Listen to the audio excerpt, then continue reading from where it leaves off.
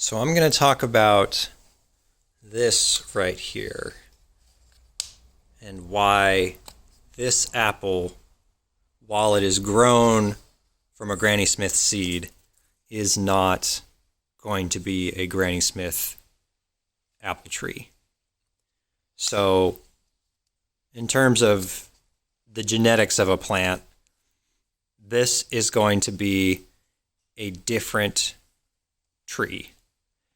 If I wanted a perfect clone of a Granny Smith, I would need to have a grafted plant or an air layered plant. This is a different case. So this is like you've had your child. They're not going to be a clone of you. This seed came from a Granny Smith apple. That doesn't make it a Granny Smith. It's going to be a new type of apple, essentially.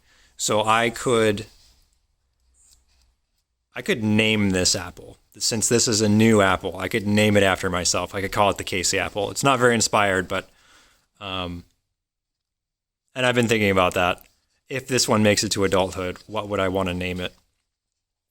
And I have some others here that I'll probably give away if they manage to make it. And I am curious to see how close it is to a Granny Smith once it's finally producing fruit.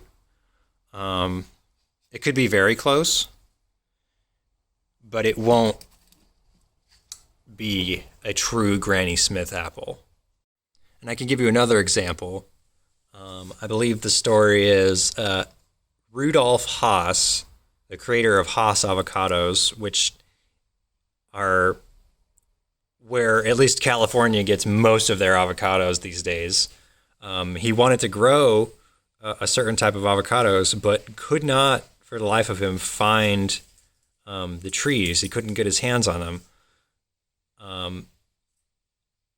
So he's like, forget it, I'll just grow my own. And he grew what would eventually become the Haas avocados, and it had properties to it that made it perform better than a lot of other avocados out there. And so that's the story. And that is why we have these popular varieties like a Granny Smith, or a Meyer lemon, or think of any type of fruit.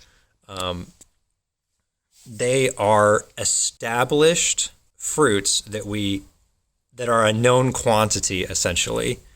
They have qualities to them that make them commercially viable or a known taste. So that is what the industry sticks with. They don't plant seeds from all of those fruit year over year to get more fruit.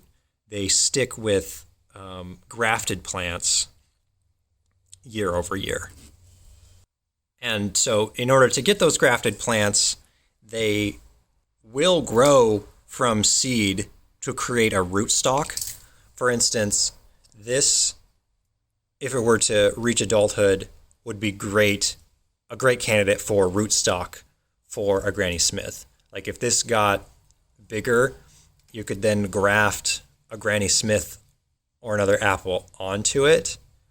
And that's essentially how we create more Granny Smiths. Is we take cuttings from an established tree and graft them onto a compatible rootstock of another apple, and then grow a new one, and that rootstock gives it a jump start, basically, and we get a new Granny Smith faster than we otherwise would have. So yeah, that's why growing a apple seed won't give you the same tree, because it'll have new qualities even if they're ever so slightly different from the parent, and it won't be the same tree.